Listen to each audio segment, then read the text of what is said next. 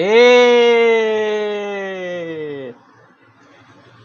estamos começando mais um programa Guia do Cinéfilo, programa número 21. Aqui onde apenas as personalidades cinéfilas estarão presentes aqui do meu lado. Não, é desse lado aqui, eu sempre confundo. Deste lado aqui, só pessoas que gostam muito de cinema, que trabalham ou não com cinema, mas de alguma forma, vamos dizer assim, por via texto, imagens, vídeos, sempre estão falando sobre o seu amor pela sétima arte, ou por aí no mundo real, ou por aí no mundo virtual. Hoje temos a honra de receber um cara que eu sou fã há muito tempo. Eu elogio ele bastante para todo mundo. Já elogiei ele aqui na transmissão de Celso Sabadin, quando entrevistamos Celso Sabadin, meu querido amigo Celso Sabadin. E foi muito bacana. E eu sempre apresento o nosso convidado com um textinho. E se ele participou do E aí, querido cinéfilo, aquela nossa brincadeira onde cinéfilos de todo mundo estão respondendo aquele mini questionário, e Carlinhos participou super assim, super carinhosamente. Ele foi antes do número 100, nós já estamos no número 400 e pouco. Já estamos com vários cinéfilos de todo mundo respondendo, tá super bacana. E aí eu separei um textinho que eu coloquei lá para a gente apresentar o nosso convidado de hoje. Nosso convidado de hoje, ele é jornalista, escritor, pesquisador, crítico de cinema, desde o final da década de 70. Já foi júri de renomados festivais no Brasil e fora daqui também. Possui o ótimo e super atualizado blog de cinema, o carmatos.com. Ao longo da transmissão, vamos ver até se o nosso Rafa consegue colocar na tela também, bacana para o pessoal poder, quem não conhece, poder conferir também. Que eu recomendo fortemente a todos os amantes da sétima arte. Carlos Alberto Matos é um daqueles enciclopédias cinéfilas que todo mundo ama, que ama cinema, deveria conhecer. Rei dos textos sobre documentários. E nessa semana que está sendo exibido para o deleite, para a alegria de nós cinéfilos, gratuitamente, para todo mundo, online, o festival É Tudo Verdade. Nada melhor do que receber em nosso bate-papo semanal ele, a enciclopédia dos documentários, o mito, Carlos Alberto Matos. Não Boa use noite, esse Carlinhos. para mim. Boa noite. Menos mito, tudo não menos pode, mito. É verdade, é verdade. Esquece mito. Ele, o ídolo, Carlos Alberto Matos. Tudo bem, Carlinhos? Obrigado por participar Tudo dessa bem, brincadeira Rafa. com a gente. Tudo legal, um prazer estar aqui com você e no Guia do Cinéfilo, que eu também acompanho quando posso, e com os amigos que estão assistindo aí ao vivo, os retardatários que vão chegar depois, que vão assistir isso depois no YouTube. É um prazer estar com vocês aqui hoje, nessa noite, interrompendo minha maratona do É Tudo Verdade, para jogar um pouco de conversa fora, ou conversa dentro, né? Jogar conversa dentro também é bom, interessa. Com certeza. Carlinhos, é o seguinte, eu só dar boa noite aí pro Alisson Oliveira do Cineweb, grande crítico de cinema, meu querido amigo, já tá aí online com a gente. A Neuza tá até participando de um... A Neuza tá participando de debate hoje importante aí também, não tá, Alisson? Depois tu bota aí na tela. Ela tá participando de algum debate bacana. É Tudo Verdade, né? Eu acho que é sobre o Alvorada, até, se eu não me engano. Posso estar até enganado, mas eu acho que é sobre esse filme. Que é um filme que tá todo mundo esperando. Esse filme aí é importante, né? Todo mundo assiste. Eu acho que ele tá rolando agora. Ele tá rolando agora. Exatamente. Agora o filme. Exatamente. Exatamente. Show de bola. Vamos ver se passa também na repescagem. Às vezes o festival passa na repescagem. E repete amanhã, né? Repete amanhã às 3 da tarde. Ó, já fica a dica aí, pessoal. A gente aqui vai falar de um monte de filme. Já fica a primeira dica, ó. Não pode perder esse documentário aí, pelo amor de Deus, pessoal. Vamos lá, vamos pensar aí, vamos ver esse documentário, hein? E é o seguinte, Carlinhos, vamos aqui pro nosso papo. Eu sempre pergunto aqui, é uma pergunta padrão essa, uma pergunta default. Eu queria saber como é que foi o seu início nesse universo audiovisual, na sua camada do audiovisual, que, assim, além de você ter escrito livros, montado exposições, né, curador de exposições e tudo mais, você é crítico de cinema, né? Eu acho que é isso que o pessoal mais te conhece, crítico de cinema. Como é que você começou aí, assim, falou assim, estou na faculdade, eu vou ser crítico de cinema. Como é que começou essa trajetória? Conta pra gente. Não, rapaz, é uma loucura, porque minha história com o cinema ela é muito sui generis, assim. É sui generis até certo ponto, porque muita gente passou por experiências semelhantes também. É uma experiência negativa com o cinema, né? A primeira vez que eu fui ao cinema eu tinha 4 anos de idade. Minha mãe me levou ao cinema com uma amiga dela. Elas mentiram dizendo que eu já tinha 5 anos. Eu entrei num cinema em Salvador, eu sou de Salvador, Bahia, no Cinema Excelsior, na Praça da Sé, que é o centro da cidade de Salvador, para assistir O Pequeno Polegar, do Jorge Paulo. E eu dei muito azar, porque O Pequeno Polegar é um filme que já mexeu com minha cabeça por causa da questão das escalas, das dimensões. Né? O Pequeno Polegar era desse tamanhozinho assim, né? E as pessoas eram enormes. Né? Então, eu não entendia o que era aquilo. Eu comecei a ficar apavorado, com medo daquela e pedi para sair. Tudo que eu queria na minha primeira sessão de cinema era sair do cinema, era ir embora para casa, entendeu? Eu estava apavorado. Eu achei que isso podia ser um trauma, né? Gerar um trauma na minha vida, mas pelo contrário, depois eu comecei minha mãe gostava de Elvis Presley, gostava de Jerry Lewis, então me levava para ver as comédias do Jerry Lewis, os filmes do Elvis Presley cantando em Acapulco, em Las Vegas. Tal. E depois eu vi A Noviça Rebelde. Quando eu tinha 11 anos de idade, eu vi A Noviça Rebelde. Aí pronto, foi um encantamento completo com o cinema, e eu voltei várias vezes para ver e tal. E aí, aos poucos, fui descobrindo o cinema moderno, né, com Fellini, com tudo mais. Estou ouvindo um barulho, onde é que é esse ruído? Não é aqui, eu acho que é por aqui. Às vezes vai ter um barulho de vez em quando. Tá tranquilo. Estamos na paz. E eu fui, então, quando eu fui para a faculdade, eu fui fazer jornalismo, né? Porque eu gostava de escrever, eu gostava de ler, de escrever, eu queria uma profissão que me colocasse nesse âmbito da escrita, da leitura. Sim. Fui fazer jornalismo. Mas aí eu já era um pequeno cinéfilo, né? Ali com 14 anos, 15 por aí, já ia bastante ao cinema e tal. E na faculdade eu comecei a fazer trabalhos, escolher os temas relativos a cinema, dentro do curso de jornalismo. E um desses trabalhos, um amigo meu que era escritor, Vitor Giudice, foi uma pessoa muito importante na minha formação, ele levou esse artigo, um trabalho meu de faculdade, para o suplemento literário da Tribuna da Imprensa, jornal aqui do nosso saudoso Hélio Fernandes, aqui no Rio, e eles publicaram no suplemento literário esse trabalho de faculdade, que era sobre o que existia de livros para se ler sobre o cinema brasileiro naquela época, 1977. Aí o pessoal gostou, era a Maria Amélia Mello que editava o suplemento literário, falou, quando você tiver mais alguma coisa, traga e tal. Aí eu publiquei mais alguns textos sobre cinema nesse suplemento literário no final de 77 e início de 78. Final de 77 eu terminei minha faculdade de jornalismo, era o último ano. E eu tinha que ter para eu receber o diploma, eu tinha que ter um certificado de que eu tinha cumprido o estágio em algum jornal.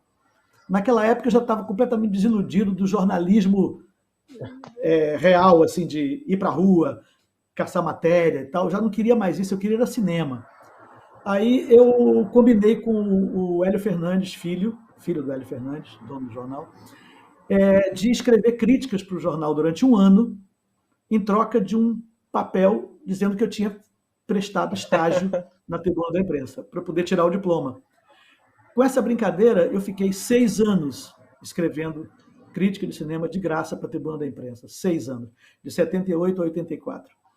Foi assim o início, entendeu? Foi uma circunstância que me levou da cinefilia para essa oportunidade de começar a escrever na Tribuna da Imprensa. Daí fui para outros jornais, revistas e tal. Foi por aí que começou. Poxa, show de bola. Eu sempre faço essa primeira pergunta, Carlinhos, porque tem muitas pessoas que assistem a gente, principalmente o pessoal que não está nos grandes centros, né? Assim, Rio, São Paulo, talvez agora até o Nordeste, tem muita gente pensando no cinema e tudo mais. E tem muita gente que assiste a gente sempre pergunta, poxa, sempre faz essa pergunta para o convidado, a gente quer saber e tudo mais, porque isso daí também serve como fonte de inspiração, né? A maioria das pessoas que vieram, a maioria das pessoas que vieram aqui até hoje contaram várias histórias inusitadas, assim, muito doidas. Mas assim, o Celso Sabadinho acho que foi a mais doida de todas, que ele falou que deu tudo errado, mas no final deu tudo certo. É muito engraçada a história dele. Mas de qualquer forma, já fica aí a dica, pessoal. Vocês gostam de cinema? Encontrem dentro da camada audiovisual o que vocês querem fazer. Vocês querem escrever sobre cinema? Querem virar roteiristas? Estudem para isso. busquem referências, né? E por referências positivas, é o que eu sempre falo aqui. Porque na internet agora virou um oceano gigantesco de coisas. Então, poxa, busquem referências positivas que vocês vão se dar bem. É que ser crítico de cinema, você tem que estudar bastante, você tem que ver muitos filmes, você tem que ler muitas coisas. O texto envolvente do crítico de cinema, que nem é o texto do Carlinhos, eu não vou falar que é um dom, mas também é uma prática, né? É você vendo, você vai escrevendo, você vai lendo e vai acontecendo. Diário, então, assim, exatamente. E assim, você sempre pode melhorar o texto, é o que eu sempre falo para todo mundo. Você sempre pode melhorar o seu texto, né?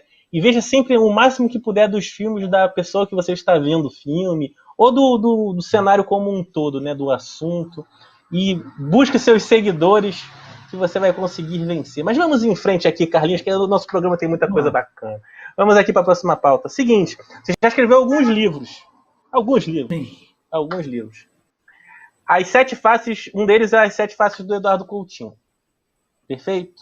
Seguinte. Sim, foi o último. Você também foi isso. Então você também foi curador em parceria com o Núcleo de Audiovisual, Literatura e Memória e Pesquisa do Itaú Cultural na ocupação Eduardo Coutinho. Que celebrou a obra do cineasta no IMS aqui do Rio, o Instituto Moreira Salles. Também no Itaú Cultural primeiro, né? Depois aqui no Rio. E também no Itaú. Isso, perfeito. Que reuniu fotografias, trechos de filmes, objetos pessoais, cartazes, depoimentos e outros documentos, tudo que nós cinéfilos gostamos sobre esse grande ser cinéfilo, que é o que eu chamo o Coutinho. Eu queria saber de você o seguinte, eu acho que você é a pessoa certa para responder isso. Qual é a importância do Coutinho para a história do cinema brasileiro? Eu sei que já devem ter feito essa pergunta milhões de vezes, mas eu quero saber assim, a sua opinião. Assim, a primeira coisa, quando você pensa em Coutinho, qual é a importância realmente dele? E outra coisa, tem mais duas perguntas. Você acha que ele tem o reconhecimento que ele merece? E se você acha que ele vai ser lembrado pelas futuras gerações de pessoas que amam o cinema? Olha, começando pela questão da importância, né, da importância do Coutinho.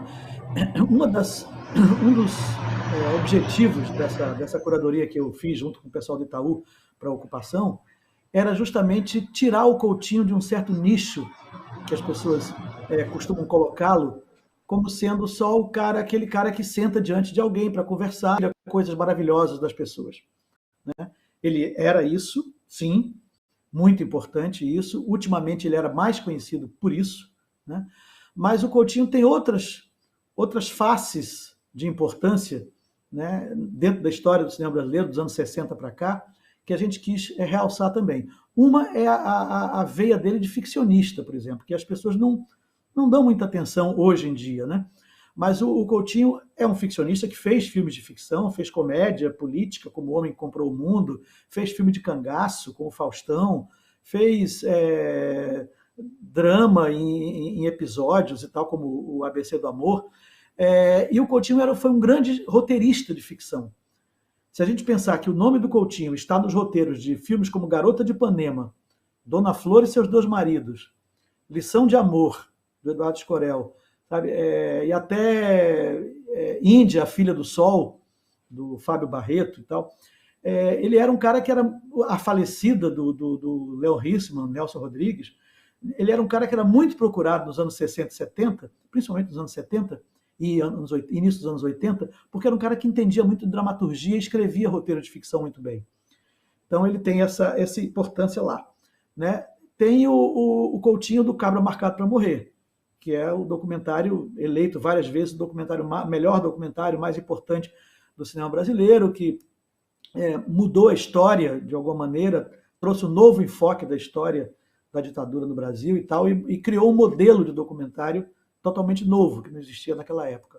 E, por fim, o Coutinho que a gente conhece agora, que é o Coutinho do cinema de conversa, né? Que é o Coutinho que consegue, por um método que ele desenvolveu de seleção de personagens, seleção de entrevistados, porque não basta você chegar diante de qualquer um e você vai conseguir tirar um filme do Coutinho. Você tem que saber escolher as pessoas, tem que testar o carisma, tem que ver qual é o potencial que aquela pessoa tem de render alguma coisa diante da câmera. É uma coisa que ele aprendeu muito a fazer, né? E por isso os filmes dele têm esse resultado também, né? Por esse método de escolha e tal. Então ele tem essa importância eu acho que tripla, como ficcionista, como documentarista social, político, de reportagem, e como esse cara que conversa e que consegue ser uma espécie de confessor, de psicanalista, sei lá o quê, e consegue tirar dessas pessoas essas maravilhas que a gente vê nos últimos filmes dele, né? Se ele é reconhecido, eu acho que no Brasil, sim, ele é muito reconhecido. Eu acho que quando as pessoas falam documentário atualmente, um dos nomes que vem logo à mente é uma grande influência para, não só para o documentário, mas para essa fronteira entre documentário e ficção, né, que é o Jogo de Cena, o Moscou. São filmes muito influentes nessa coisa de você quebrar essa divisão, essa barreira, essa parede entre documentário e ficção e mostrar como isso se interrelaciona, como isso conversa, como essas duas formas de cinema conversam. Então ele é muito reconhecido por isso. No exterior, talvez menos, porque o cinema dele é um cinema que não viaja muito bem, né? Porque de uma disposição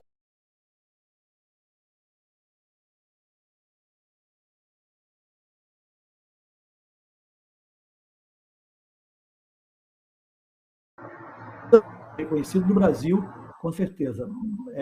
Agora, para as gerações é difícil prever, mas eu imagino que sim, eu imagino que a influência que ele já exerceu e a marca que ele deixou, entendeu? Principalmente nessa experimentação com as formas de conversa, a experimentação nas formas de lidar entre a realidade e a ficção, entre a mentira e a verdade, entre a sinceridade e o teatro que as pessoas fazem diante da câmera, isso já marca a contribuição dele. Eu acho que isso vai ficar por muito tempo, com certeza.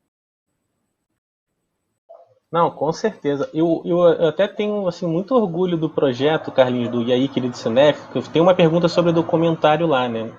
Qual é o seu documentário favorito? Essa pergunta é mais para a galera poder indicar documentários, né? E a galera cada vez mais assistir a documentários. E eu fico Uhum. muito feliz, porque o Coutinho é disparado o mais citado. Ou cita um Jogo de Cena, o Edifício Master e principalmente o Cabra. Acho que o Cabra ele é muito citado, principalmente para a galera que faz cinema, né? Que executa alguma área da cadeia audiovisual. E é muito bacana o carinho que as pessoas têm por ele. Isso, assim, ele não está mais entre nós, mas a gente consegue ver que esse carinho do cinéfilo brasileiro por ele, esse documentarista brasileiro, é muito grande. E a minha E opinião é até que pela eu figura, acho que sim. né? Sim, exatamente. Eu acredito muito que o. Alô? Deu uma travadinha aqui. Parece Rafa? que congelou, Deu congelou uma um pouco. congeladinha. Tá me ouvindo? Tá É. me ouvindo, Carlinhos? Eu estou te ouvindo, estou te ouvindo. Uhum. Ah, então tá. Não, deu uma Voltou. congeladinha. De vez em quando pode dar É. uma congeladinha. É internet. Não. É. Mas é isso, tá? Só para finalizar, é isso. Eu acho que para as próximas gerações também, eu acho que ele vai deixou um legado bem Uhum. bacana. E aquele Ô, negócio que a gente sempre Rafael, fala do cinema. Hum. Alô? Oi, tá me ouvindo?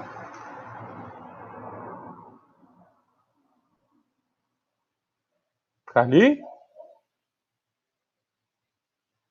Rafa? Alô? Rafa?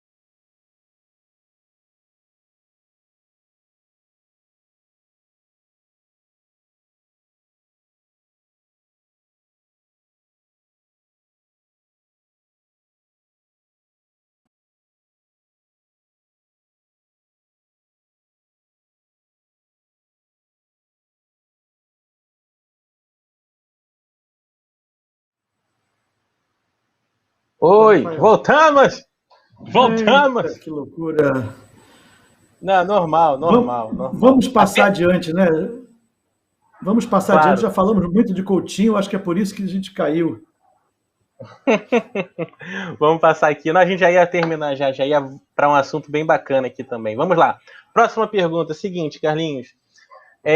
Há pessoas que escrevem sobre cinema, cultura em geral, que são de Peraí, esquerda, ô, mas Rafael, só um instante. Oi. Eu estou ouvindo tudo de novo. Eu estou ouvindo tudo de novo. Rafa, alô? Alô? Alô?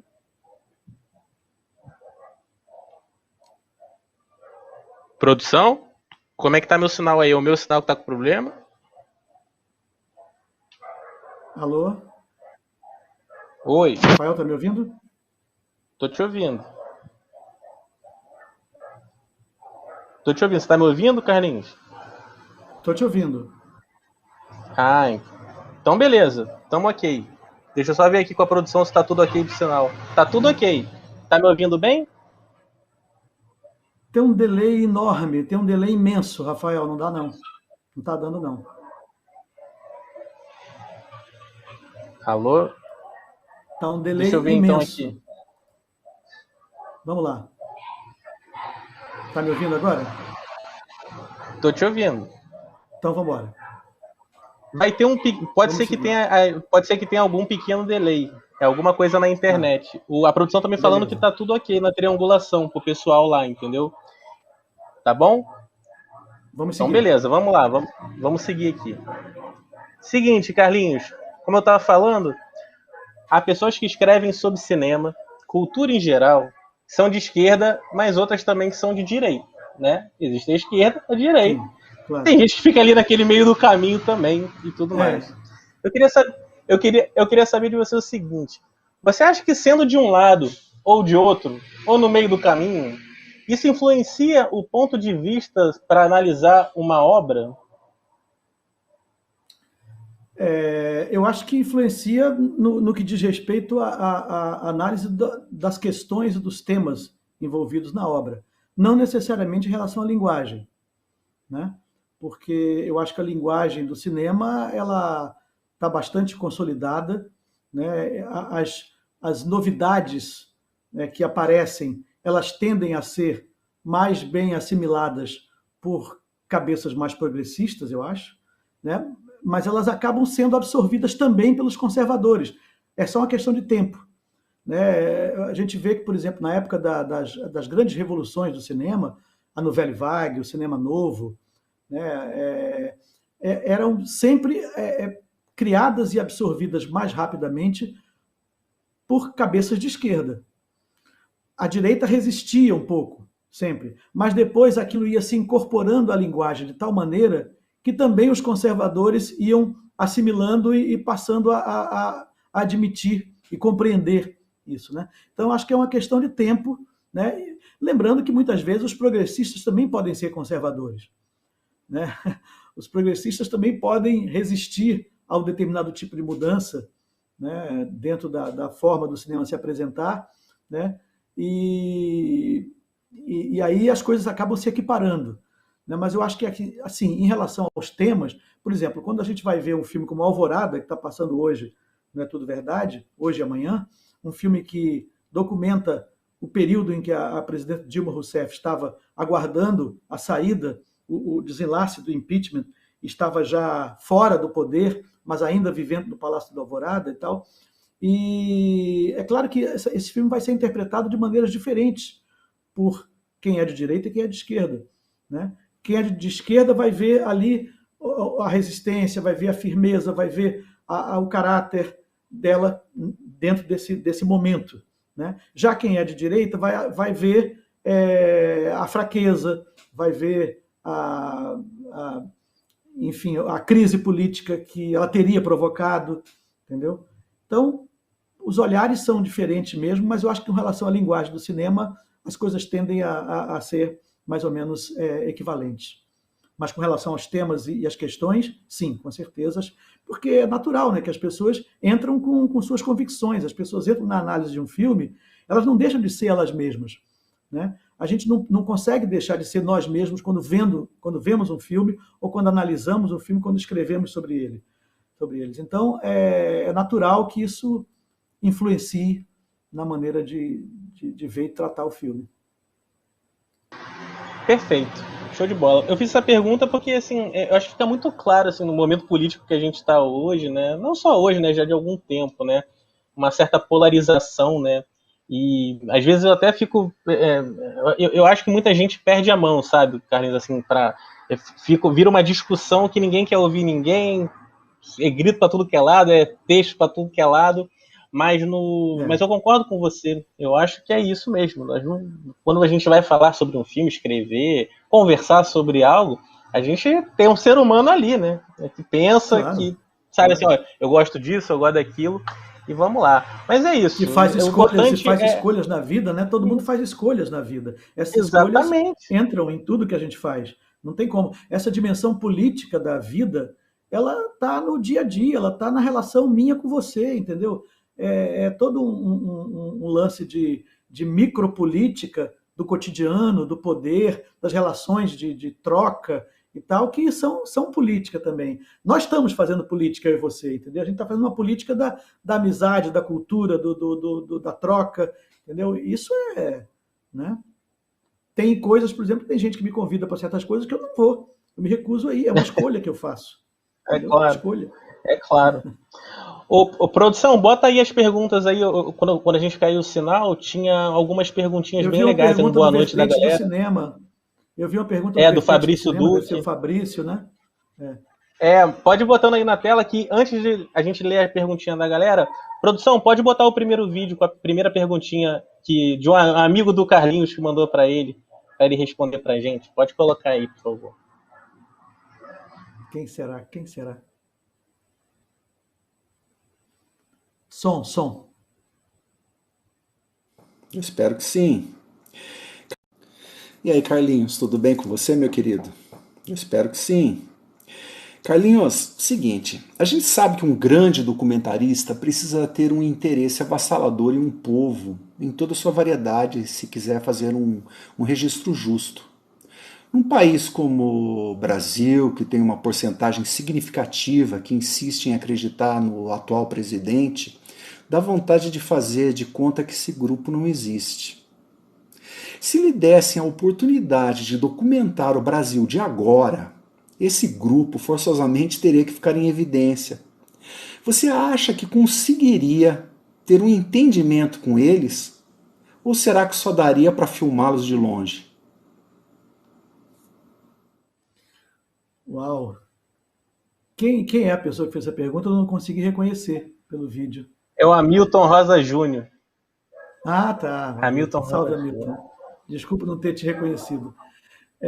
Cara, a pergunta não diria... ela é bem apontada, né, para mim. Embora eu não seja um documentarista, né, eu apenas assisto documentários, analiso, critico, etc. Mas eu acho que, com certeza, um documentário sobre o Brasil de hoje teria que incluir esse contingente, né? E ele, às vezes, aparece. Ele aparece de longe, como você disse, né? Hoje mesmo assisti a um filme que está no É Tudo Verdade, chamado Golpe de Ouro, que é um filme sobre a campanha Doe Ouro para o Bem do Brasil, que foi lançada pelos Diários Associados, de Assis Chateaubriand, logo no início, logo depois do golpe de 64. Logo em seguida ao golpe, já em abril, estavam lançando essa campanha para recolher recursos, joias, coisas em ouro, dinheiro, cheques, para pagar a dívida externa do Brasil. É um dinheiro que nunca apareceu, não se sabe a destinação disso, o filme, inclusive, investiga isso. E ele faz uma comparação entre esse populismo de direita que aconteceu naquela época, com as pessoas acreditando nos militares, indo doar gente pobre doando sua aliança de casamento, que era o único bem que tinha, botando nos cofres dos militares para o bem do Brasil. E depois as pessoas hoje se perguntando onde foi parar esse dinheiro, né? Esse filme faz um paralelo com o populismo de direita de hoje. No final do filme tem um epílogo com as manifestações, as passeatas pelo impeachment da Dilma, pedindo intervenção militar, que esse contingente que certamente votou no Bolsonaro e apoia, muitos deles apoiam até hoje, né? Eu acho que existe uma curiosidade muito grande em saber o que move essas pessoas, né? Eu acho que existe um interesse não só político, mas também psicanalítico em saber como essas pessoas se mantêm fiéis a determinadas ideias, determinadas ideologias, determinadas escolhas e admirações, né? Mesmo contra todas as evidências de que isso é um absurdo, mas eu acho que é um assunto que merece ser investigado. Eu não sei até que ponto um documentário daria conta disso, sem se tornar uma coisa caricata sabe, e circunstancial. Mas seria necessário entrar fundo, realmente, não só ver de longe. Vendo de longe, você vê a caricatura, né? Você vê lá o pátrio da Fiesp, você vê as pessoas ensandecidas, as senhoras de classe média ensandecidas com as camisetas de seleção brasileira. Tal. Isso é o nível da caricatura. Agora, como investigar a natureza dessas escolhas? Como investigar a psique dessas pessoas? Né? São geralmente pessoas que não se abrem muito, além do mero grito. Entendeu? São pessoas que gritam, que esperneiam e tal, mas se você se aproxima e tenta uma conversa, não tem muito de onde tirar, não tem muito argumento, né? Então é difícil. Eu acho que para qualquer documentarista é difícil atingir esse grupo, atingir o cerne e as razões profundas dessas pessoas. Muitas delas têm razões profundas que são negadas, que são censuradas, que não são ditas, né? Então é um grande desafio. Eu acho que mais do que uma escolha, saber vamos fazer ou não vamos fazer, é saber como fazer, como chegar ali, como tocar, como atingir esse patamar, né, de revelação dessas pessoas. Eu acho que esse seria o grande desafio. Não sei se respondi. Bacana. A pergunta foi ótima e a resposta foi melhor ainda. Show de bola. Eu gostei muito quando ele mandou essa pergunta. Achei bastante interessante. Eu falei, como é que Carlinhos vai responder essa? Mas eu assisti de uma maneira bem bacana. Olha só, o vertente do cinema, né? Meu amigo o Fabrício Duque, ó. Carlinhos, e sua predileção por documentários, quando nasceu? Você não acha que o documentário demais faz mal à saúde por causa da super pontinho? Tem algum complemento aí, produção? Tem algum complemento da pergunta? O que é o super o quê? É alguma coisa, deve ser alguma coisa engraçada. Se eu conheço bem o meu amigo Fabrício. Para mim, só pode ser engraçado. Carlinhos no dia 13, sempre tenta boicotar. Rapaz, esse meu interesse pelo documentário, ele surgiu nos anos 90. Eu era coordenador de cinema e vídeo do Centro Cultural Banco do Brasil, no Rio, né? Foi uma das passagens bacanas do meu currículo, que eu fui o primeiro programador de cinema e vídeo do CCBB, o CCBB pioneiro do Rio de Janeiro, desde a sua fundação. E eu era muito amigo do Amir Labak, o diretor do É Tudo Verdade, e quando ele fazia lá uma mostra, por alguns anos, uns 2 ou 3 anos, ele fez uma mostra chamada Eurocine, que era uma mostra de cinema europeu. E a gente conversava muito a propósito dessa mostra. Ele era o produtor da mostra, o curador, eu era o programador, o que é responsável por aprovar os projetos, etc. E a gente conversando, eu e Amir, a gente chegou a esse assunto. Poxa, não existe nenhum evento voltado para o documentário no Brasil, né? Era uma coisa que, ali pelos anos 90, já estava com a gente estava vivendo o período Collor, né, que era o cinema brasileiro, estava por baixo, estava quase parado, né? Mas havia muitos curtas documentais sendo feitos. E no exterior, internacionalmente, já aparecia essa primavera do documentário. Começava a nascer ali essa primavera do documentário com uma renovação das linguagens, com documentários mais subjetivos, com documentários feitos pelo diretor a propósito de si mesmo, de sua família, etc. Era toda uma mudança, né? O documentário deixava de ser uma coisa objetiva e didática, explicativa, para ser uma coisa subjetiva, né? E a gente estava conversando sobre essas mudanças no panorama do documentário e pensando, poxa, não existe um evento, um festival, uma mostra de documentário no Brasil. Aí o Amir falou, poxa, a gente podia criar isso aqui no CCBB. Eu falei, vai fundo, cria um projeto, faz um projeto e traz para a gente aqui. O Amir foi, semanas, poucos meses depois, ele voltou com um projeto de um festival internacional de documentários chamado É Tudo Verdade.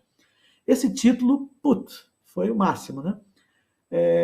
Foram 2 festivais que a gente criou naquela época no CCBB que tinham um título genial. É Tudo Verdade e o Anima Mundi, Festival de Animação. Era um título lindo também, A Alma do Mundo, Anima Mundi. Aí a gente bancou o projeto no CCBB, aprovamos o projeto, junto com o Sesc em São Paulo, começou o festival em 94, e eu comecei a acompanhar o festival dentro do CCBB. E assim eu fui cada vez mais me envolvendo e me apaixonando pelo documentário. Pelo documentário como forma de expressão, como forma de invenção também, que eu acho que o documentário é um terreno muito propício à invenção, à criação de novas linguagens, etc.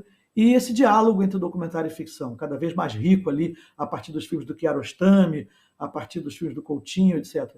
E aí eu fui me apaixonando e começando a pensar, a escrever cada vez mais. Aí até que no Globo, na época que eu era crítico do Globo, eu criei um blog chamado Doc Blog, que foi o primeiro espaço na internet assim, dedicado exclusivamente a documentários. Foi o Doc Blog que começou ali por volta de 2006. Durou 2 anos. Foi por aí. Começou. Que bacana. Poxa, show de bola. Eu não sabia dessa criação toda do... Você estava tão próximo dessa criação toda do É Tudo Verdade. Não, mas assim, mesmo sem saber, Carlinhos, parece. Mesmo sem saber, parece. Porque, olha, eu não sei se eu estaria falando a verdade, mas eu acredito que sim. Muitas coisas que eu queria ver do mundo do documentário, eu criei mais curiosidade a partir de você, de alguma postagem sua, de alguma dica que você colocou em algum fórum. Às vezes uma pequena mensagem sobre uma coisa, vê isso, vê aquilo. Eu acho que muita gente, né, ainda mais de todos esses meios de comunicação que você passou, quantas pessoas que você já conversou sobre, né? E é legal passar esse amor, porque o documentário, assim, eu trabalhei no mercado de exibição, né, Carlinhos? Ele, para muitos programadores, é o patinho feio, assim, sabe? É o patinho feio. Documentário nacional, então, é um patinho feio 2 vezes. Então, assim, eu sempre lutei contra isso e tentei fazer público para eles. Não só para longas metragens documentais, mas também para médias, também para curtas, porque isso é fundamental e existe, você sabe disso, existe uma cadeia muito grande de curtas, médias metragens maravilhosas, espalhados por aí, principalmente aqui pelo Brasil. Agora, o ser exibidor, deixa eu responder abraçar a segunda parte da pergunta do Fabrício, que era se faz mal à saúde, né? Eu acho que pode fazer mal à saúde, sim, porque ainda mais ver documentário demais. Esse ano É Tudo Verdade está cheio de documentários graves, documentários sobre questões muito sérias, né, do Brasil e do mundo, né, documentários que refletem o estado atual do mundo, que é um estado muito difícil, né, de retorno da extrema-direita em vários países, de risco para a democracia em muitos cantos do planeta, a pandemia agora, né, quer dizer, uma confluência de fatores terríveis e que os filmes do festival estão refletindo, né? Isso pode realmente fazer mal à saúde. Agora faz um bem tremendo à cabeça, faz um bem tremendo à consciência da gente, faz um bem tremendo à saúde mental, entendeu? Então, eu acho que há uma compensação aí. Pode fazer um pouco de mal à saúde, embora o mundo real está fazendo mais mal à saúde do que os filmes, né? E os documentários podem fazer muito bem à nossa mente. Show de bola. Produção, tem mais uma pergunta em vídeo para o Carlinhos? Pode botar aí na tela, por favor.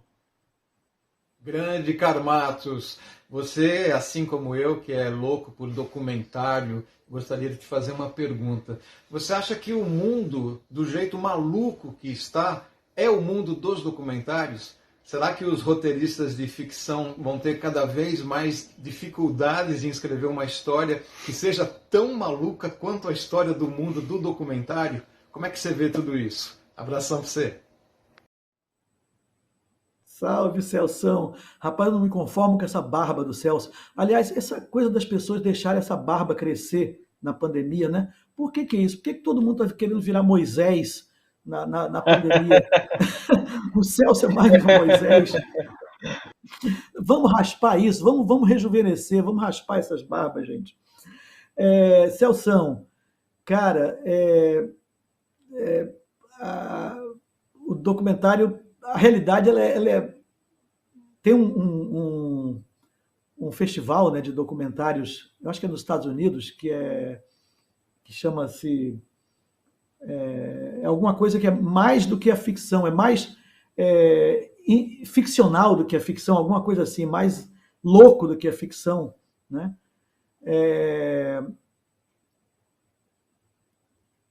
A gente está vivendo realmente um momento terrível, mas eu acho que a capacidade dos cineastas, dos criadores de ficção, de irem além da realidade, ela vai continuar sendo colocada à prova, né? Eu vi hoje um curta, hoje de tarde eu vi um curta que está concorrendo ao Oscar esse ano, ao Oscar de ficção.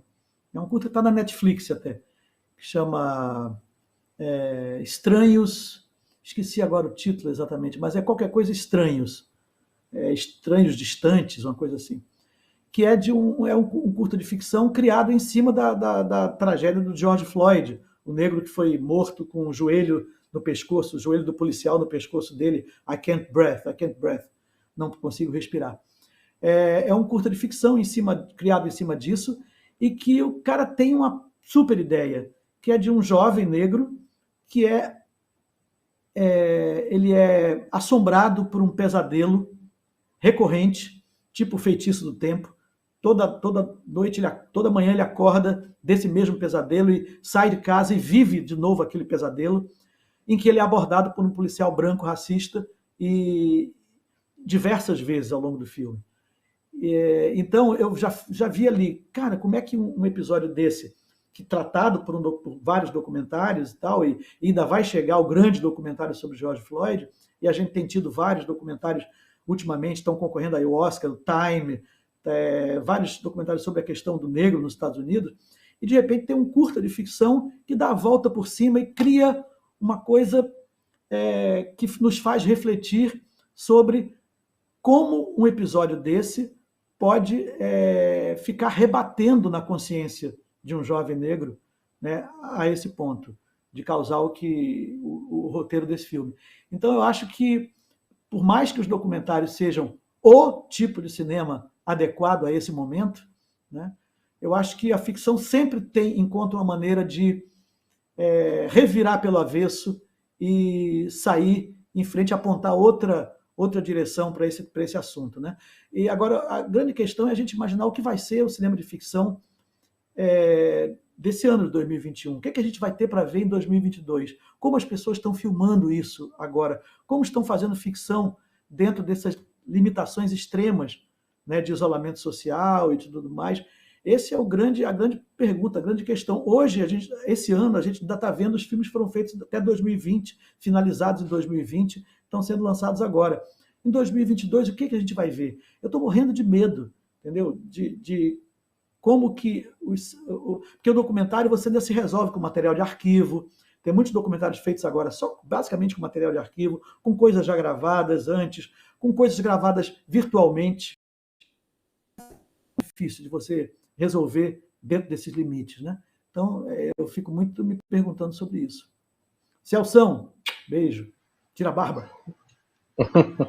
Grande Celso, corintiano, Celso Sabadin. Olha só, Carlinhos, seguinte, agora a gente vai passar para a parte do nosso programa, são as perguntinhas cinéfilas, perguntinhas polêmicas e cinéfilas. O senhor está preparado? Espero estar. Se não estiver, eu peço arrego. Peço arrego. Tranquilo. Seguinte, Carlinhos, seguinte. Os críticos de cinema,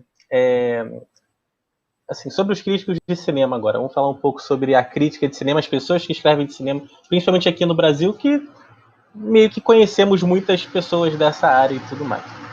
O que você acha dessas associações de críticos de cinemas, regionais e a nacional? Essas associações, elas são unidas?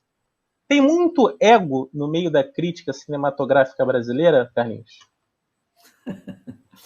Poxa, você está querendo me jogar contra quem? Não, olha só, eu fui um dos fundadores da Associação de Críticos de Cinema do Rio de Janeiro, lá nos anos 80, né? Depois eu saí da associação por me incompatibilizar com algumas diretrizes que estavam sendo assumidas pela direção da associação, né? Saí da associação aí foi no momento em que foi criada a Abracine, e eu não me associei à Abracine porque eu tinha saído da associação de críticos, não queria deixar parecer que eu estava mudando de associação, que eu estava deixando de me associar, saindo da Associação do Rio de Janeiro e entrando na Nacional. Então, até hoje, eu não participo de nenhuma associação, eu sou um crítico solto, um bicho solto no ar, né? Mas eu admiro o trabalho da Abracine hoje, sabe? Eu admiro, acho bacana as mostras que a Associação de Críticos do Rio de Janeiro continua fazendo no final do ano, os melhores do ano, embora não concorde em geral com as votações, com os resultados das votações, mas aí é uma questão é um coletivo que está votando, não é eu nem ninguém individualmente, é um coletivo. Dentro de um coletivo você acaba tirando, muitas vezes você nivela por baixo, porque são os filmes mais comuns, que agradam a média, aí você acaba tirando uma coisa que fica no mediano, né, para não dizer no medíocre. Então, mas eu acho que é um exercício bacana de você trazer certos filmes de volta, debatê-los quando acontecia presencialmente, tal. Acho incrível o trabalho da Abracine na edição de livros, né? Tenho todos os livros da Abracine aqui, já colaborei com alguns, já participei de júris da Abracine como convidado, entendeu? Admiro inúmeros colegas que estão dentro da Abracine e tal, apenas não participo porque eu fiquei nesse limbo, saí de uma, não entrei na outra, entendeu? E fiquei por aqui. Agora, ego, né? Não sei, eu acho que o crítico de cinema hoje, esse ego está tão diluído, né? O ego já foi muito grande nos anos 50, 60, 70, quando o crítico de cinema era a palavra, né? Que impressa no jornal e que era a opinião que interessava, né? As pessoas não tinham acesso a canais onde pudessem dar sua opinião sobre os filmes. Hoje, com a internet, né? Todo mundo é crítico de cinema, onde qualquer um pode criar um blog e sair dando sua opinião, fazendo suas análises e tal. Eu acho que essa questão do ego se perdeu. Se alguém ainda acha que pode inflar o ego, ele está completamente enganado, ele está fora do seu tempo. Entendeu? Eu acho que isso está bastante diluído hoje. E se os poucos que ainda acham que podem exercer esse ego, coitados, dá pena. Show. Ótima resposta. Olha só, Carlinhos, seguinte. O filme Tropa de Elite foi um dos mais badalados longas-metragens do nosso cinema nas últimas décadas, né? Isso eu acho que, para quem gosta ou quem não gosta, é inegável, né? É um dos mais badalados. Algumas pessoas acham que ele pode ter ele pode ter acendido uma chama fascista no povo brasileiro. Você concorda com isso? Concordo. Acho que não foi a única coisa, né? Outros trabalhos do José Padilha ajudaram também nisso, não foi só a Tropa de Elite, né? Então, eu acho que é um cinema, em grande parte, deletério, entendeu? Um cinema condenável, por mais que o filme Tropa de Elite é um filme admirável como cinema, sem dúvida, entendeu? Principalmente os dois filmes são admiráveis como cinema, como técnica, etc. Mas o Tropa de Elite 2, não, ele já tentou fazer um meio termo, ele fazer uma negociação com o primeiro, tal, né? Mas o primeiro filme, sim, ele despertou essa coisa da admiração pela polícia, mesmo sendo um personagem em crise, mas tinha a coisa, tinha a ironia com os direitos humanos, sabe? Tinha todo um ideário ali, protofascista, com certeza, e eu fiquei admirado do Costa Gavras, por exemplo, não ter percebido isso quando deu o prêmio para o filme do Festival de Berlim, deu Urso de Ouro no Festival de Berlim, um cineasta de esquerda, não ter percebido isso, acho que foi uma falha de percepção do Costa Gavras, mas eu concordo, sim, que é um filme que tem um substrato fascista e que pode ter contribuído, em alguma medida, para esse sistema de pensamento que a gente está vivendo hoje, que prevalece em uma parcela grande da população brasileira. Existe, Carlinhos, mais uma pergunta. Existe uma coisa que eu chamo, e muita gente também já está começando a chamar, de coveiros do cinema. O que seria o coveiro do cinema? Só para te explicar. São as pessoas que acham que o cinema vai acabar de qualquer maneira. Que uma hora não vai ter mais salas de cinema e tudo mais, e etc e tal. Então eu queria saber de você. Por causa da Covid? Por causa da pandemia? Não, já há algum tempo que as salas de cinema... por conta do avanço dos streamings, nesse sentido. E as pessoas, elas defendem, assim, com argumentos até fortes, que o cinema tem que acabar, que vai acabar, que é uma consequência, etc e tal. Então eu queria saber a sua opinião. O que você diria se você estivesse conversando com um coveiro de cinema? O que você falaria para ele, assim, se ele chegasse para você e falasse: Carlinhos, você nunca mais vai ver o É Tudo Verdade numa sala de cinema? Bom, primeiro eu espero que ele esteja errado. Não é só isso. Digo, estou torcendo para você estar errado, né? Agora, por outro lado, eu tenho uma consciência também, Rafael, que talvez essa forma de consumo do cinema que a gente conhece desde os irmãos Lumière, desde o cinematógrafo dos irmãos Lumière, seja uma forma de consumo do cinema transitória, talvez. Entendeu? Porque antes do cinematógrafo Lumière já existia o cinema. Já existiu o que hoje é chamado de pré-cinema, né?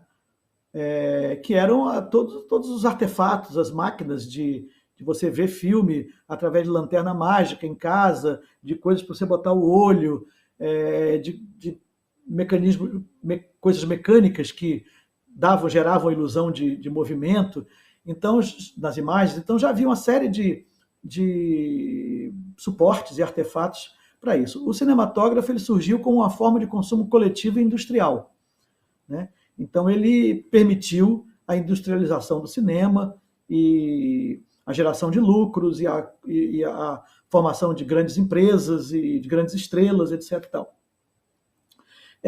Tem teóricos que dizem que isso foi um período, está sendo um período na história das imagens em movimento, e que o streaming e o digital seriam o princípio de uma nova era, né?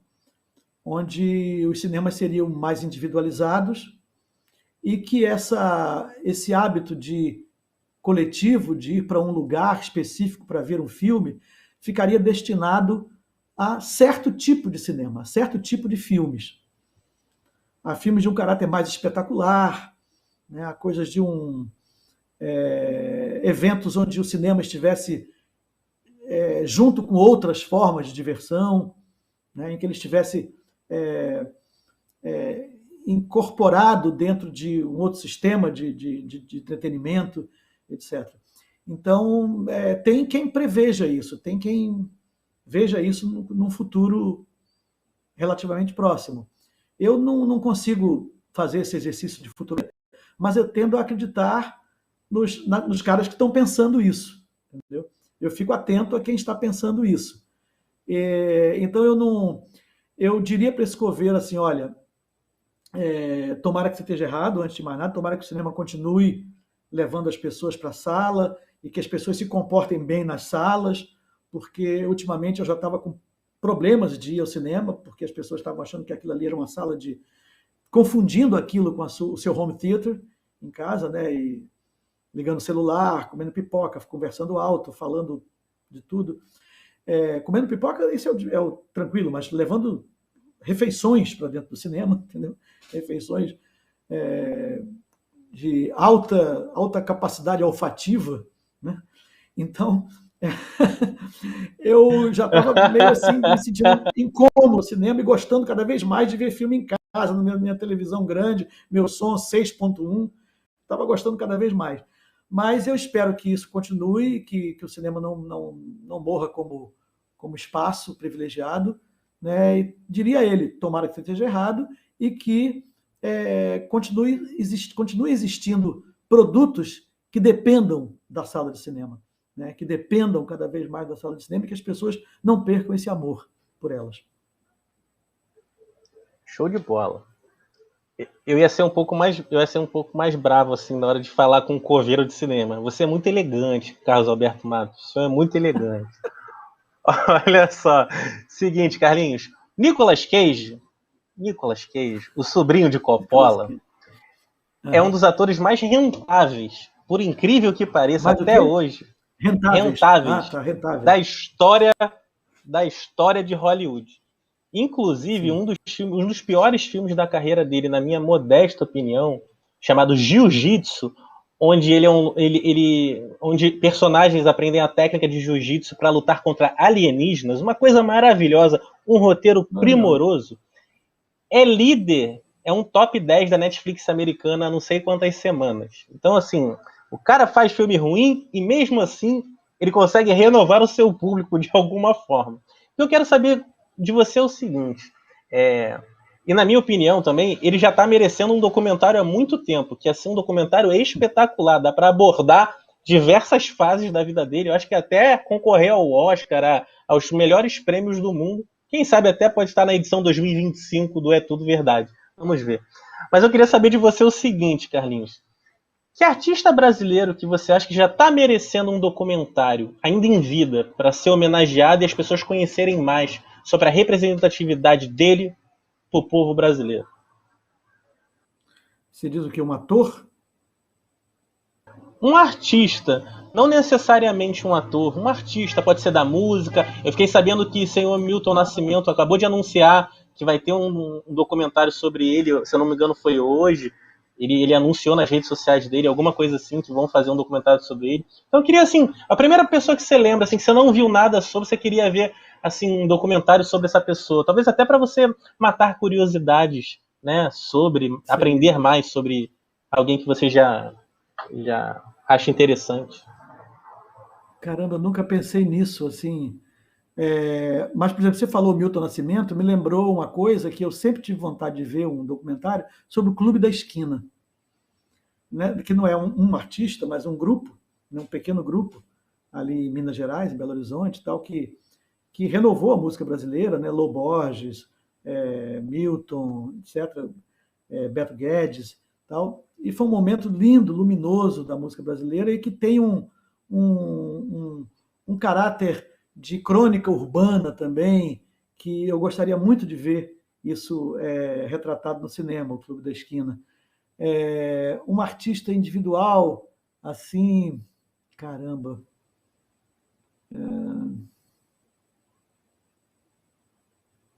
Não, isso aí eu teria que pensar para te dizer, assim, de cara eu não teria uma resposta.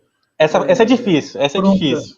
Pronta para te dar. É difícil, Porque tem muitos artistas, mas todos que a gente pensa já tem algum filme sobre ele, né? Pô, Elis Regina, caramba, né? Di Cavalcanti. Di Cavalcanti não tem um filme sobre ele, tem o Di, do Glauber, que é sobre a morte dele, né? Mas não tem um filme sobre ele, né? Caymmi tem vários, né? Ultimamente tem 2 ou 3 que foram feitos sobre o Caymmi, né? Caetano tem vários. Sim, lembrei de um, que eu, inclusive, teria muita vontade de escrever um roteiro sobre ele. Taiguara, o músico Taiguara. Taiguara. Um cara que teve uma uma, uma, uma, uma inserção também no pensamento de esquerda latino-americano, e um tipo de música muito peculiar, né? Um tipo de vida muito peculiar também, um tanto trágica e tal. Eu até sugeri a Susana Lira uma vez: Susana, vamos fazer um roteiro de um documentário sobre Taiguara. E ela adorou a ideia, mas nunca voltou ao assunto comigo. Mas esse é um cara que eu queria não só ver no documentário, como ajudar a fazer. Taiguara. Pô, Bem lembrado. bacana. Eu Lembrei esqueci a de te tempo. falar, Carlinhos, um dos grandes sucessos do Cinejoia, na época que eu era programador, que você já foi lá algumas vezes, era sempre uma honra receber o senhor lá, foi um documentário do O senhor, Nelson Roiné. adorei o senhor. Adorei o Ué, senhor. tem que... poxa, Receber estamos o aqui com senhor uma lá, adorei celebridade. isso. Estamos com uma celebridade aqui. Eu só botei minha camisa dos Simpsons, mas fora isso, assim, aqui vai ter sempre palavras bonitas. Olha só, o Carlinhos, Nelson um dos Roiné. documentos, o Calbi do Nelson Roiné, que olha, foi um dos maiores sucessos de bilheteria do Joia, por vários motivos, né? Primeiro porque o Joia era um público de terceira idade muito grande, né? Fãs e a fã-clube parava ônibus na porta do cinema Eu para todo lembro. mundo ir Eu lembro. assistir. O Nelson, que um beijo onde você estiver, Nelson, um beijo para você, meu querido amigo. Ele ficava emocionado. Ele morava perto, né? Então ele ia toda hora andando até o Joia para ver a sessão. Ele adorava. Aí falava: Rafa, eu quero entrar para ver o filme, eu quero entrar para falar com elas. Aí todo mundo cantava as músicas. E é um documentário, assim, na minha modesta opinião, simples, objetivo, que eu acho que é feito para fã e para também quem nunca ouviu falar do Calbi, ou só conheceu Conceição, qualquer coisa assim. Mas, assim, foi legal o Joia também vai ter. na alma dele, né? Vai na Exatamente. alma do E é Calbi aquele legal. filme. Impressionante. E olha o engraçado, isso eu não contei pra ninguém, Carlinhos, eu vou falar pra você. Não sei se você sabe dessa história, mas uma dessas minhas Mas todos conversas os com o outros vão Nelson, ouvir. ele O falou. pessoal vai ouvir, hein? O pessoal vai Não, ouvir. agora tudo bem. Não, agora tudo bem. O Nelson tinha conversado comigo, sabe de quem que ele queria fazer um documentário? O Agnaldo Timóteo. Ele fez. Ele Ele fez. fez! Ele fez, eu não vi. Ele Finalizou, tá fez. pronto, eu vi. Ele fez. Eu não vi. Mas o filme foi lançado ou Eu ainda acho que não? passou do Festival do Rio. Passou do Festival do Rio. O Passou? último que teve Ih, presencial. Passou o Agnaldo Timóteo, se não me engano. então Quase eu dei certeza, mole, porque eu 90% de não vi. certeza. Eu não vi. Ele tinha falado. Eu lembrei disso hoje. Eu falei, caramba, poxa, ele queria tanto falar do. Porque o Agnaldo, infelizmente, faleceu de Covid recentemente, né? E, Agora. cara, eu li tantas coisas bonitas sobre o Agnaldo, né? Que ele era uma grande voz e tudo mais. Pô, que bom que o Nelson conseguiu. Olha aí que gafe minha, que gafe cinéfila. Eu não. Olha só, deve ter sido então. Foi a gafe cinéfila. Acontece. Mas olha, ele falava com Vamos muito procurar. Vamos carinho. sair à procura. Vamos sair à procura do filme do Agnaldo Timóteo para mostrar para o pessoal, botar em algum canal por aí. Vamos nessa. Pô, com Vamos procurar. certeza, com certeza. É legal, porque, poxa, e outra coisa, se ele foi lançado ou não, foi muito mal divulgado, porque para não chegar muito Não, no meu lançado não radar. foi. Ah, tá. Então Lançado não foi foi. isso. Ele passou no Lançado não Festival do foi. Rio só. Ah, poxa, caramba, tomara que lancem esse filme numa plataforma legal, de livre acesso para todo mundo, né? Ainda mais agora, né? E, poxa, os fãs do Agnaldo estão tristes, né? Seria uma grande homenagem para ele, né? Grande homenagem. Mas beleza, então vamos aqui avançar aqui na perguntinha aqui. Seguinte, Carlinhos, nossa última perguntinha desse quadro. Depois a gente tem um bate-papo rápido, um bumerangue cinéfilo, e aí a gente termina. Seguinte, Carlinhos, muitos cinéfilos indicam que Cinderela Baiana é, de alguma forma, um marco no currículo do cinema brasileiro. Reza a lenda que o produtor do filme apostou toda a fortuna que ele tinha e perdeu tudo, falecendo em um asilo numa cadeira de rodas. Essa história é verdade, várias pessoas contam essa história. Para você, Carlinhos, quem é que derruba um filme, ou pelo menos afasta um possível sucesso de bilheteria?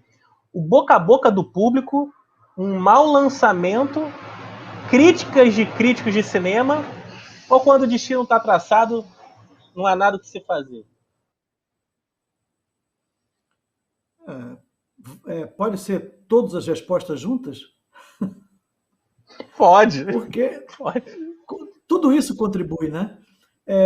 Talvez a crítica seja o que menos contribui nisso aí, porque o boca a boca é muito importante, é muito forte. O lançamento é determinante, né? A forma de lançar o filme e tal, o momento de lançar, a cadeia em que lançar, os cinemas, as salas em que lançar, é determinante. E se o filme nasceu para não dar certo, talvez haja aí um componente mágico que vai levar também ao fracasso. Mas eu não saberia dizer qual desses fatores seria o mais determinante para o fracasso de um filme. Eu acho que é uma conjunção, sempre é uma conjunção de fatores. Entendeu? Eu acho que sempre é uma conjunção. Assim como também o sucesso de um filme é também uma conjunção de fatores, né? De você entrar num eixo, às vezes você entra num mau eixo, você entra num bom eixo, né? Um eixo de opiniões, de atenção jornalística e de sorte no momento do lançamento. Pode ser um eixo ruim, pode ser um eixo bom. Dependendo do trilho que você cai, vai depender o sucesso ou o fracasso do filme, né? Eu não saberia dizer cientificamente qual desses itens seria o mais importante. Uma coisa só que eu falo sobre a questão da crítica, por que eu, assim, às vezes fico até batendo nessa tecla um pouco, sendo bem honesto, Carlinhos, quando era programador, eu via que a crítica no Rio de Janeiro, por conta do grande jornal de circulação que tem, e as cotações, né, o boneco batendo palma, pro lado, não sei o quê, blá, blá, blá, aquilo ali influenciava bastante a escolha do público de terceira idade, principalmente, aquele pessoal que ainda recebe o jornal na porta e tudo mais. Por isso que, assim, não sou contra, porque quem sou eu para ser contra alguma coisa? Mas eu acho, assim, se eu fosse escrever muito sobre filmes, eu não colocaria nota, sabe? Eu colocaria um texto. Sim. Sem nota, sem estrelinha, sem número. Porque eu acho que o ser humano, como um todo, tem preguiça de ler, na média geral. Sim. Tem preguiça de ler. Ele vai direto ao ponto. É nota 10. É boneco batendo palma. Não sei o quê. E às vezes a opinião de uma pessoa, porque como a gente conversou aqui, tem o componente ser humano no crítico. Tem o componente ser humano. Acaba deixando vários filmes maravilhosos longe, talvez, de um público-alvo, né? E lutar contra isso é bem difícil. Tem que ter muita habilidade na divulgação, muita habilidade de poder resgatar o público, né? E, infelizmente, a maioria dos cinemas não tem. Mas tudo bem. Vamos passar agora aqui para o próximo. Deixa eu fazer um comentáriozinho sobre isso. Deixa eu comentar sobre isso. Você falou, deixa eu comentar rapidinho. Eu acho, uma das razões de eu ter saído do Globo, eu fui crítico do Globo durante um bom período. Teve duas razões. Uma pela linha política do Globo, que eu me incompatibilizei completamente com o jornal, em todos os aspectos. E depois porque a figura do bonequinho sempre me incomodou muito.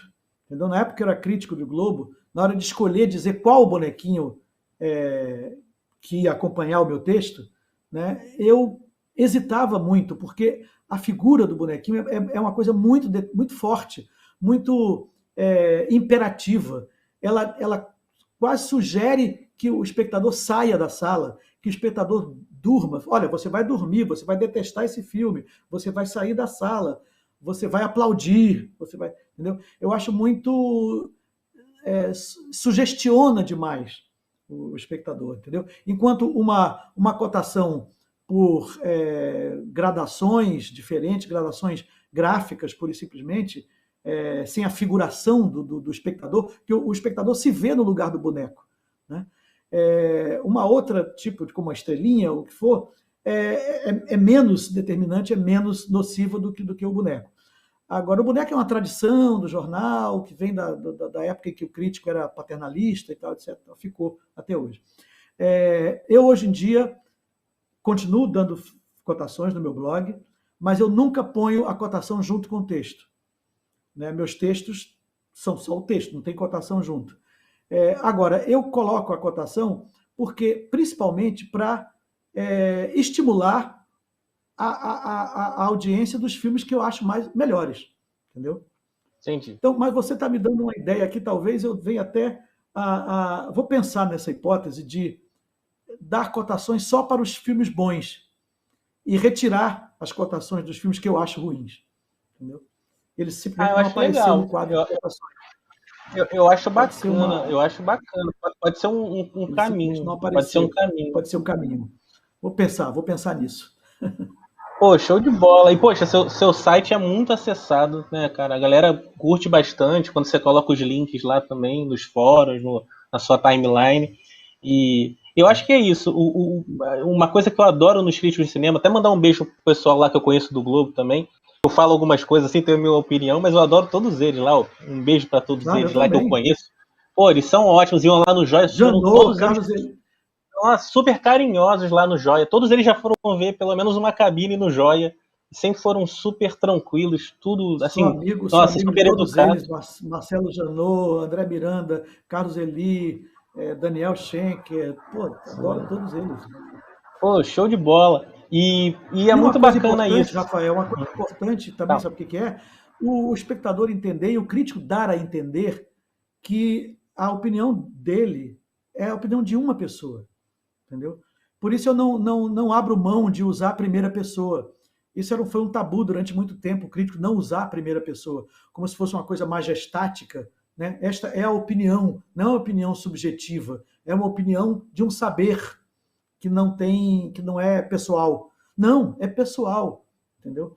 É a opinião de uma pessoa que tem certas ferramentas, porque viu muitos filmes, porque lê muito, porque é, é, criou critérios de avaliação, de apreciação, que ao longo do tempo vão se aprimorando e tal. Sem dúvida nenhuma, ele tem uma opinião, tem uma certa caráter especial, mas ao fim e ao cabo, é a opinião de uma pessoa só, entendeu? Uma primeira pessoa.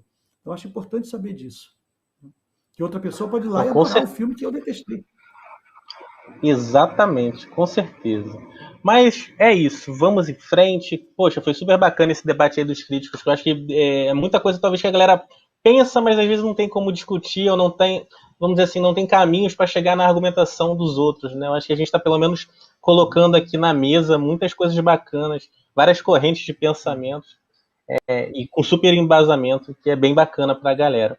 É, seguinte, vamos agora, Carlinhos, para o final, que é o Boomerang Cinéfilo. Estamos terminando já quase o programa. O Boomerang Cinéfilo é tipo de frente com Gabi. Lembra aquele programa dela que fazia uma pergunta, você falava uma palavra, uma expressão, alguma coisa que viesse primeiro na sua cabeça. Tá? Então é rapidinho aqui, só Psicanalista gosta para... muito disso, né? Psicanalista gosta muito disso. Ah, é?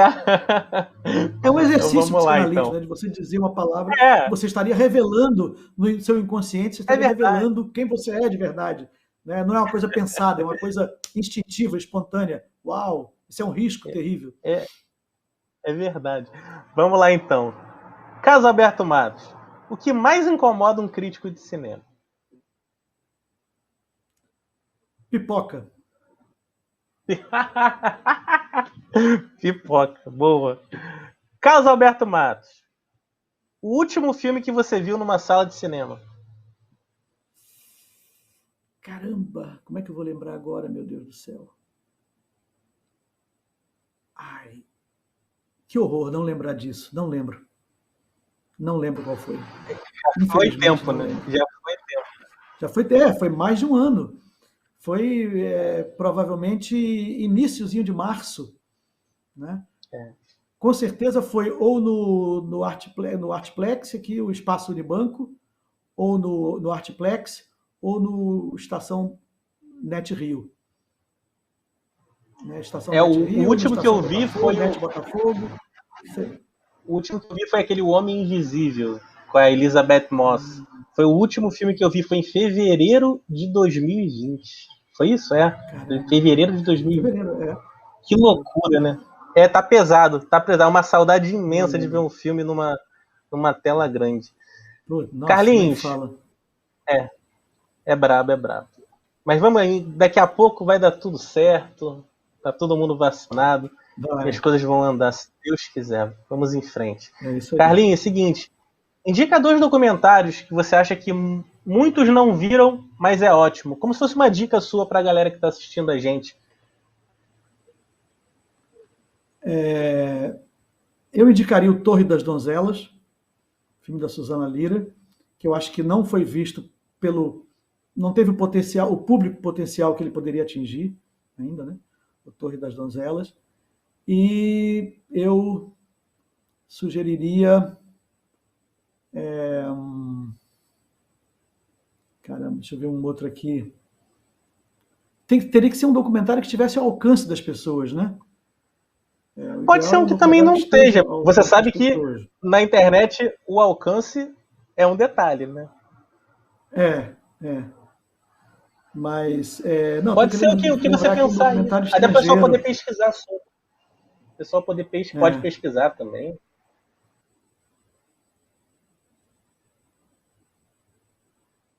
Ai, caramba. Eu queria citar um documentário estrangeiro, porque você tem um brasileiro, Torre das Donzelas, e... vamos deixar essa para o final para a última. Tá. Deixa eu citar o outro filme na Tá. última, e vou pensando aqui. Que é um que as pessoas não viram, né? Isso aqui Eu ia até comentar com você, fazendo uma observação rapidinho, tá, direção? Eu sei que a gente está com o tempo estourado, mas rapidinho. Eu vi um documentário, Carlinhos, que eu queria falar contigo, até para o pessoal poder também assistir a gente falando sobre ele um pouquinho, que é o Currais. Cara, eu fiquei pasmo com aquela história. Eu não conhecia aquela história lá que aconteceu lá próximo à Fortaleza, né? Aquela situação toda. E assim, eu fiquei assim, aterrorizado. Eu fiquei aterrorizado, assim, e é um documentário muito forte, muito interessante, né? Ele passa ali naquela linha meio documentário, meio ficção, né? Tem uma narrativa ali com cara indo descobrir a história. É ficção. Eu chamo esse filme de ficção. Mais para ficção. Entendeu? Eu acho mais para ficção, porque ele tem um arcabouço ficcional, um personagem guia, que é um personagem fictício, né? E é a questão dele com o avô que o conduz naquela busca, né? E eu acho que é uma ficção que usa o material de pesquisa que inspirou a ficção documentalmente. Ele usa documentalmente o material que inspirou a ficção, né? Mas é mais um caso onde essas fronteiras estão completamente diluídas, né? Mas ali é um filme que, inclusive, no IMDb, você vai ver o Currais no IMDb, está como documentário, né? O Zanin fez uma crítica dele, o Luiz Zanin fez a crítica dele anteontem, chamando de documentário. Já eu chamo de ficção, né? Então, onde é que está a coisa, né? Eu acho que o que determina a modalidade de um filme, se ele é ficção ou documentário, é principalmente o arcabouço principal, entendeu? O arcabouço principal, desse caso, é uma ficção, tá? Porque tem todo uma ideia criada de um personagem, uma motivação ficcional do personagem, em que ele vai atrás e acaba agregando atores também, desempenhando outros pequenos papéis, né, como a Zezita Matos, lá que faz a historiadora, a pesquisadora que reúne os materiais e tal. Então, eu acho que o arcabouço principal é de uma ficção. É um filme, seja documentário para alguns ou ficção para outros, super recomendado. Pessoal, isso não tem em muitos livros de história do Brasil.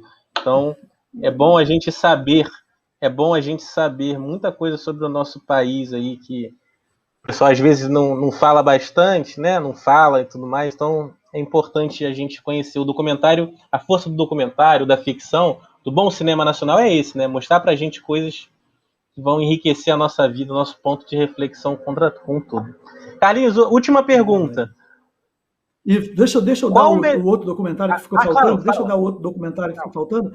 É o Searching for Sugar Man, que eu estava procurando lembrar aqui. Searching for Sugar Man, a história de um músico e tal, que é uma obra-prima do documentário americano, e que não foi lançado no Brasil, pouca gente viu, mas se o pessoal, a galera for para as redes, para a internet, para os buscadores aí, vai encontrar certamente que é uma obra-prima. Show de bola, Carlinhos. E agora a última pergunta, Carlinhos, para a gente encerrar essa noite super bacana de cinema, de papo sobre filmes e tudo mais. Carlinhos, qual é o melhor streaming que você acha que está disponível hoje no Brasil? O melhor no sentido, assim, você pode analisar por vários aspectos e fazer uma junção, botar no liquidificador e falar, esse é o melhor. Para mim, eu vou falar como eu responderia. A questão da navegação é muito importante para mim. E eu acho que muitos streamings, eles estão assim, muito a desejar. Muito a desejar. Isso me incomoda de uma maneira gigantesca. Mas mesmo assim, o meu preferido é o MUBI, por exemplo. Tô com muita esperança no Reserva. O Reserva que vai ter agora, da Imovision. O Reserva é Imovision.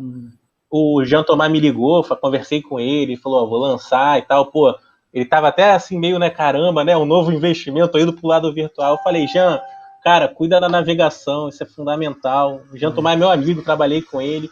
E o catálogo da Imovision é muito bom, né? Tem documentários, tem ficção, tem um monte de coisa bacana. Tomara que seja uma esperança. Mas eu quero saber de você, Carlinhos. Qual é assim, o seu preferido, assim, pensando nesses aspectos? Antes de falar do preferido, assim, pensando nos capítulos que dão pena, assim, agora mesmo não é tudo verdade, muita gente está tendo dificuldades imensas com o Look, né? Que é uma plataforma que tem muita coisa e as pessoas não conseguem se cadastrar. Exatamente. Não consegue, Exatamente. Não consegue se cadastrar, não consegue chegar lá, entendeu? Para você encontrar um filme da Tudo Verdade no Look, você tem que ir através do site da Tudo Verdade para ir pulando daqui para ali, dali para aqui, até chegar no filme, porque se você entrar no Look, você não encontra o filme, entendeu? Então é um problema sério. Até brincando, chamo o Look de Don't Look.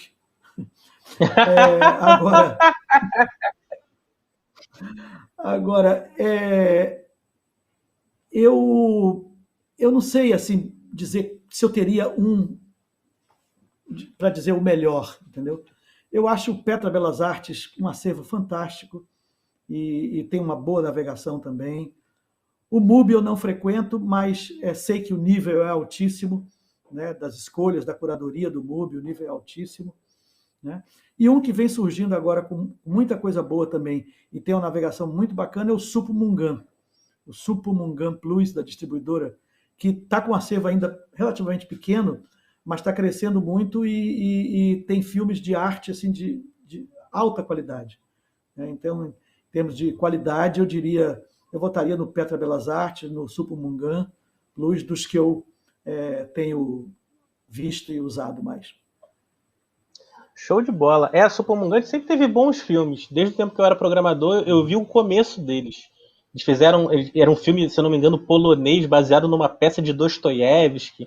Eles começaram a ver uns filmes assim, bem assim, fora da caixa. Mais raros, mais difíceis. Que realmente tinham dificuldades de chegar aqui no Brasil. Mas então estamos chegando ao fim. Tinha que ter aquela musiquinha. Ô, Carlinhos, cara, muito obrigado, cara, você ter topado participar. Valeu. Desculpa qualquer coisa, obrigado, cara. Eu sei que é difícil falar, é difícil convencer você não me perguntou pelo Nicolas Cage, eu fiquei frustrado. Eu só citei ele rapidinho, mas, poxa, muito obrigado. Obrigado pela companhia, por ter falado sobre o cinema. Obrigado aí por você estar sempre ensinando a gente com teus textos. Pessoal da TV show de bola. Obrigado também por estar nos recepcionando aqui.